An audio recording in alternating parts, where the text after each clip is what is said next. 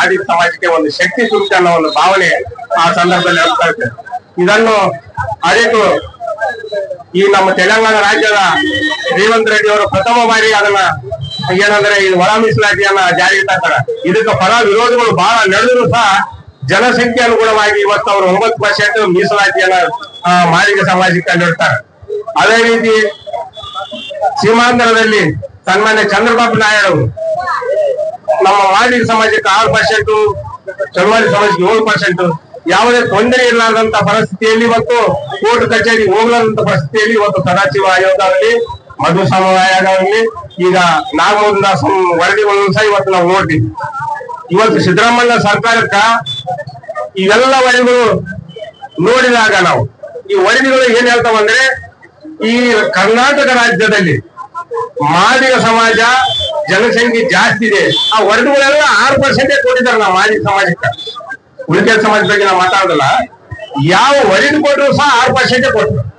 ಸುಮಾರು 30 ವರ್ಷಗಳ ಕೆಳಗಡೆ ಏನ್ ಸದಾಶಿವ ಆಯೋಗ ವರದಿ ಏನ್ ನಮ್ಗೆ ಇಂಪೆರಿಕಲ್ ಡಾಟಾ ಕೊಟ್ಟಿದ್ರು, ಅದೇ ಇವತ್ತಿನ ವರೆಗೆ ಸಹ ಅದೇ ಕೊಟ್ಟಿದ್ದಾರೆ. ಈ ಜನಸಂಖ್ಯೆ ಜಾಸ್ತಿ ಇದೆ, ಸಾಮಾಜಿಕವಾಗಿ, ಆರ್ಥಿಕವಾಗಿ, ರಾಜಕೀಯವಾಗಿ ಬಹಳ ಹಿಂದುಳಿದ ಈ ಏನು ಮೀಸಲಾತಿನ ಪಡ್ಕೊಳ್ಳಲಿಕ್ಕೆ ಬಹಳ ಹಿಂದುಳಿದಂತ ಸಮಾಜ ಮಾದಿಗ ಸಮಾಜ. ಅದಕ್ಕೋಸ್ಕರವಾಗಿ ಒಳ ಮೀಸಲಾತಿಯನ್ನು ನಾವು ಜಾರಿ ಮಾಡಬೇಕು, ಈ ಸಮಾಜನ ಮುನ್ನ ತರಬೇಕು ಅನ್ನೋ ಉದ್ದೇಶದಿಂದ ಏನ್ ಡಾಕ್ಟರ್ B.R. ಅಂಬೇಡ್ಕರ್ ಸಂವಿಧಾನಬದ್ಧವಾಗಿ ಬರುವಂತ ಏನು ಮೀಸಲಾತಿಗಳನ್ನು ಹೇಳಿದಾರ, ಯಾರು ಮುಂದುವರಿತಾರ ಮೀಸಲಾತಿಯನ್ನು ಮುಂದಿರಬೇಕು, ಯಾರು ಹಿಂದುಳಿದಿರ್ತಾರ ಅವ್ರಿಗೆ ಮೀಸಲಾತಿ ಸಿಗಬೇಕು ಅನ್ನೋ ಏನು ಉದ್ದೇಶ ಇತ್ತು. ಇವತ್ತು ನಮ್ಮ ರಾಜ್ಯ ಸರ್ಕಾರ ಏನಾಯ್ತು ನಮ್ಗೆ ಗೊತ್ತಾಗುವುದು, ಎಲ್ಲಾ ವರಿಗಳು ನಮ್ಮ ಮಾದಿಗ ಪರವಾಗಿ ಇದೆ. ನಮ್ದು ಏನೋ ಒಂದು ಉದ್ದೇಶಪ್ಪ ಅಂದ್ರೆ, ನಾವೆಲ್ಲೋ ನಮ್ಮ ಮಾದಿಗ ಸಮಾಜ ಹೇಳುತ್ತೀವಿ. ಇವತ್ತು ನಮ್ಮ ಸಮಾಜಗಳು ನಾವು ಗುರುತಿಸ್ಬೇಕಂದ್ರೆ ನಾವು ಎಲ್ಲಿ ಹೇಳ್ತೀವಿ ನಾವು ಕಂಡಿಡ್ಕೋಬೇಕು. ಇವತ್ತು ನಮಗೋಸ್ಕರ ಹಿರಿಯರಾದಂತ ನಮ್ಮ KH ಮುನಿಯಪ್ಪಣ್ಣ ಅವರು 7 ಸಲ ಏನಪ್ಪಾ ಅಂದ್ರೆ MP ಆಗಿ ಇವತ್ತು ಗೆದ್ದಂತ ಮಹಾನ್ ವ್ಯಕ್ತಿ. ಇವತ್ತು ಅಂತವರು ಇವತ್ತು ಕೈ ಹಿಡಿದು ಕಾಲು ಹಿಡಿದು ಬೇಡುವಂತ ಕೆಲಸ ಇವತ್ತಾಯ್ತು. ಸಮಾಜಕ್ಕೆ ತಲೆ ತಗ್ಗುವಂತ ಕೆಲಸ ಆಯ್ತು. ಇವತ್ತು ಸಿದ್ದರಾಮಯ್ಯನವರು ಚುನಾವಣೆಯ ಸಂದರ್ಭದಲ್ಲಿ ಪ್ರಣಾಳಿಕೆಯಲ್ಲಿ ಫಸ್ಟ್ ಅದೇ ಇಟ್ಟಿದ್ರು. ನಾವು ಈ ಗೆದ್ದ ತಕ್ಷಣವೇ ನಾವು ಒಳ ಮೀಸಲಾತಿ ಜಾರಿ ಮಾಡ್ತೀವಿ ಅಂತ. ಈ ಗೆದ್ದ 2.5 ವರ್ಷ ಅದ್ರ ಬಗ್ಗೆ ಚಿಂತಿಸಿ ಮಾತಾಡೋದು, ಯಾರನ್ನ ಕೇಳಿದ್ರೆ ಸಿಕ್ಕಾಗಿದ್ರು ಮಾತಾಡೋದು, ಅವ್ರು ಗೆದ್ದ ಸುತ್ತ ಅದು ಬೇಡ. ಇವತ್ತೇನು ನಾವು ಸಿದ್ದರಾಮಯ್ಯ ಮೇಲೆ ಅಭಿಮಾನ ಇಟ್ಟಿದ್ವಿ, ಯಾಕಂದ್ರೆ ಸಾಮಾಜಿಕ ಅಧಿಕಾರ ಎಲ್ಲರಿಗೆ ನ್ಯಾಯ ಕೊಡುವ ಉದ್ದೇಶ ಅವರಲ್ಲಿ ನಾವು ನಂಬಿ ನೋಡಿದೀವಿ. ಇವತ್ತೇನಾದರೂ ಸಾಮಾಜಿಕ ನ್ಯಾಯ ಕೊಡ್ತಾರಂದ್ರೆ ಸಿದ್ದರಾಮಯ್ಯ ಕೊಡ್ತಾರಂತ ಅನ್ನುವಂತ ಮಾತು ನಮಗೆ ನಂಬಿಕೆ ಇತ್ತು. ಇವತ್ತು ಅದು ವಿಷಯ ಆಯ್ತು. ಕೆಲವೇ ಒಬ್ಬರ ಕ್ಯಾಬಿನೆಟ್ ಮಂತ್ರಿಗಳು ಮಾತು ಕೇಳಿ ಎಂಪಿರಿಕಲ್ ಡಾಟಾ ಬೇಕು, ಎಂಪಿರಿಕಲ್ ಡಾಟಾ ಕೊಟ್ಟ ನಾಗಮೋಹನ್ ದಾಸ್ ಎಂಪಿರಿಕಲ್ ಡಾಟಾ ಕೊಟ್ಟ ಮೇಲೆ ಆ ಡಾಟಾ ಏನಿತ್ತು ರಿಸರ್ವೇಶನ್ ಏನಿದೆ. ಇವ್ರ ಉದ್ದೇಶ ಏನೈತಪ್ಪ, ಎಂಪಿರಿಕಲ್ ಡಾಟಾ ಕೊಟ್ಮೇಲೆ ಮಾದಿಗ ಸಮಾಜ ಈ ಕರ್ನಾಟಕ ರಾಜ್ಯದಲ್ಲಿ ಜಾಸ್ತಿ ಇದೆ, ಅವ್ರಿಗೆ ಜಾಸ್ತಿ ಸಿಗ್ತದೆ ಅನ್ನೋ ಉದ್ದೇಶದಿಂದ ನಮ್ಮ ಸೋದರ ಸಂಬಂಧಿಗಳು ಏನು ಅವ್ರಿಗೆ ಜಾಸ್ತಿ ಆಯ್ತು ಅಂತ ಅದನ್ನ ನಿಲ್ಲಿಸಿ. ಅಂದ್ರೆ ನಮ್ಮ ಸಮಾಜದ MLAಗಳನ್ನ ನಾವು ಜಾಸ್ತಿ ಮಾಡ್ಕೋಬೇಕು. ರಾಜಕೀಯವಾಗಿ ನಾವು ಬಲಿಷ್ಠ ಆದ್ರೆ ಮುಂದೆ ಬರುವಂತ ಕಾನೂನುಗಳು ನಮ್ಮ ಪರವಾಗಿರ್ತವೆ. ಇವತ್ತು ನಮ್ಮ MLAಗಳಿಲ್ಲ, ನಮ್ಮ ಮಿನಿಸ್ಟ್ರುಗಳು ಗಡಿಸ್ತಾನೆ ಇಲ್ಲ ಅಂತೇಳಿ ಇವರು ನಮಗೆ ಅಸೆಂಬ್ಲಿಯಲ್ಲಾಗ್ಲಿ ಕ್ಯಾಬಿನೆಟ್ ನಲ್ಲಿ ಬಹಳ ತೊಂದರೆ ಕೊಡುವಂತ ಪರಿಸ್ಥಿತಿ ಆಗಿದೆ. ದಯಮಾಡಿ ತಮ್ಮೆಲ್ಲರೂ ನಾನು ಕೇಳ್ಕೊಳ್ಳೋದು ಇಷ್ಟೇ, ಬರುವಂತ ದಿನಗಳಲ್ಲಿ ನಮ್ಮ ಮಕ್ಕಳು ಭವಿಷ್ಯ ಕತ್ತಲಾಗಬಾರ್ದು. ಬೆಳಕಾಗಬೇಕಾದ್ರೆ ಒಳ ಮೀಸಲಾತಿ ಜಾರಿ ಆಗ್ಲೇಬೇಕು. ಈ ಜಾರಿ ಆಗ್ಬೇಕಂದ್ರೆ ನಿರಂತರ ಹೋರಾಟಗಳು ಮಾಡ್ತಾನೆ ಇರ್ಬೇಕು. ನಾವು ಈ ಒಂದು ಜನರೇಷನ್ ಹೋಯ್ತು, ಬಾಲಸಮಾಜ ಒಂದು ಜನರೇಷನ್ ಹೋಯ್ತು, 2 ಜನರೇಷನ್ ಹೋಯ್ತು, 3ನೇ ಜನರೇಷನ್ ಬಂದ್ ಮಾಡ್ತಿರ್ತೀವಿ. ನಮ್ಗೆ ನಾವೇನು ಅನ್ವಯಿಸಿದ್ರೆ ಒಳ ಮೀಸಲಾತಿ ನಮ್ಮ ಮಕ್ಕಳಿಗೆ ಅನ್ವಯಿಸುತ್ತೆ.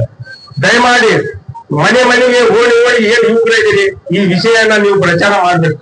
ಯಾಕಂದ್ರೆ ನಾವು ಬಂದವರೇ ಬರ್ತೀವಿ ಯಾವಾಗ್ಲೂ ಈ ಸಂಘಟನೆಗೆ.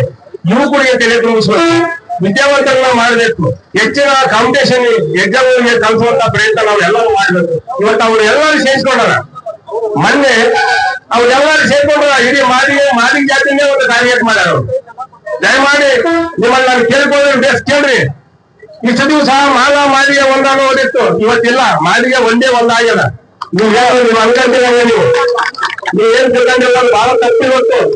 ಎಲ್ಲಾ ಕಮ್ಯುನಿಟಿಗಳು ಸೇರಿ 15% ಮೀಸಲಾತಿ ಇಲ್ಲದೆ ಈ 56,000 ಕುಟುಂಬಗಳು ತುಂಬಬೇಕಂತ ಅವರು ನಿರ್ಣಯ ಮಾಡಿದ್ರು. ಇವತ್ತು ಏಕಾಂಗಿಯಾಗಿ ನೀವು ಇವತ್ತು ರಾಜ್ಯದಲ್ಲಿ ಮಾಡಿದ್ರು ಏಕಾಂಗಿಯಾಗಿ ತಿಳ್ಕೊಬೇಕಿಲ್ಲ. ನಾವೇನ ಒತ್ತಾಯ ಮಾಡ್ತೀವಿ ಸರ್ಕಾರಕ್ಕ 15% ನಲ್ಲೇ ಮೀಸಲಾತಿ ಸೇರಿಸಿ 56,000 ಉದ್ಯೋಗಗಳು ತುಂಬಬೇಕು. ನೀವು ಎಂಪಿಗಳು ದಾಖಲೆ ಮಾಡ್ತಿರು, ಜನಸಂಖ್ಯೆ ಮಾಡ್ತಿರು, ಏನ್ ಮಾಡ್ತಿರೋ ಈ ಸಾಮಾಜಿಕ ಅನ್ಯಾಯ ಆಗಿದೆ, ನ್ಯಾಯ ಕೊಡುವಂತ ಕೆಲಸ ನೀವು ಮಾಡಿದ್ರು ಸಿದ್ದರಾಮಯ್ಯನವರೇ. ನೀವು ಪದೇ ಒತ್ತಿ ಹೇಳ್ತೀರಿ. ನೀವು ನಾನು ಕೆಳಮಟ್ಟದಲ್ಲಿ ಇರ್ತಕ್ಕಂಥ ಜನರಿಗೆ ನ್ಯಾಯ ಕೊಡ್ತೀವಿ ಅಂತ ಹೇಳ್ತೀರಿ. ಸಾಮಾಜಿಕ ನ್ಯಾಯ ಪರವಾಗಿ ನೀವು ಮಾತಾಡ್ತೀರಿ. ನಿಮ್ಗೆ ಏನಾದ್ರು ಚಿಂತಿದೆ, ನೀವು ಸಮಾಜಕ್ಕೆ ನ್ಯಾಯ ಪರವಾಗಿ ಏನಾದ್ರು ಮಾಡ್ಬೇಕಾದ್ರೆ ಉದ್ದೇಶ ಇದೆ, ನೀವು ಇವತ್ತೇ ಡಿಕ್ಲೇರ್ ಮಾಡಬೇಕು. ಯಾರೋ ನಿಲ್ಲಿಸುತ್ತೇವೆ ಅದು ಮುಂದಕ್ಕೆ ಕಾಯ್ಕೊಂಡು ನ್ಯಾಯ ಕೊಟ್ಟ ಯಾರಿಲ್ಲ. ನೀವು ಮಾಡಿದ್ರು ಸಹ ನಾವು ಮಾಡುವಂಗ ಆಗಲ್ಲ. ನೀವು 56,000 ತಿಂದ್ರೆ ನಮ್ಮ ಜನ 4,000 ಹುಡುಗಿ ನೌಕರಿ ಆಗ್ತದೆ. 4,000 ಹುಡುಗರು ನೌಕರಿ ಆದ್ರೆ ಅವ್ರ ಭವಿಷ್ಯ ಉಜ್ವಲ ಆಗ್ತದೆ. ದಯಮಾಡಿ ಇವತ್ತೇನು ನಮ್ಮ ಪರವಾಗಿ ಘಂಟಾಘೋಷವಾಗಿ ಹಿರಿಯರಾದಂತಹ KS ಮುನಿಯಪ್ಪನವರು, ಆರ್.ವಿ. ತಿಮ್ಮಪ್ಪನವರು, ಗೋವಿಂದ ಕಾರಜೋಳವರು, ಎಚ್ ಅಂಜನೇಯನವರು, ಇನ್ನ ಅನೇಕ ಏನು ಮುಖಂಡರಿದ್ದಾರೆ ಇವತ್ತು. ಅವರೆಲ್ಲ ಜಾಗಕ್ಕೆ ಸಿದ್ಧ ಆಗಿರೋಲ್ಲ. ನಮ್ಮ ಸಮಾಜಕ್ಕೆ ನಾವು ಮೋಸ ಮಾಡಿ ಮನೆಗಳಿಗೆಲ್ಲ ಏನೋ ಸಹಾಯ ಅಂತ ಹೇಳಿ KS ಮುನಿಯಪ್ಪನವರು ಸಹಾಯ ಮಾಡ್ತಾರೆ.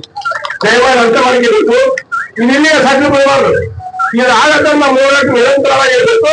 ನಿಮಗೆ ಏನೇನು ಬೇಕು ಕಾರ್ಯಕ್ರಮ ರೂಪಿಸಿಕೊಂಡು ಪದ್ಧತಿ ಪ್ರಕಾರವಾಗಿ ಸರ್ಕಾರ ಬಿಸಿ ಮುಟ್ಟುವಂತ ಕೆಲಸ ಆಗ್ಬೇಕಂತ ಹೇಳಿ ಈ ಒಂದು ಸಂದರ್ಭದಲ್ಲಿ ಮಾತಾಡ್ಲಿಕ್ಕೆ ನೀಡಿರ್ತಕ್ಕಂಥ ಎಲ್ಲಾ ನನ್ನ ಸ್ನೇಹಿತರಿಗೆ ವಂದಿಸಿ ನಾನು 2 ಮಾತು ಮುಗಿಸ್ತೇನೆ.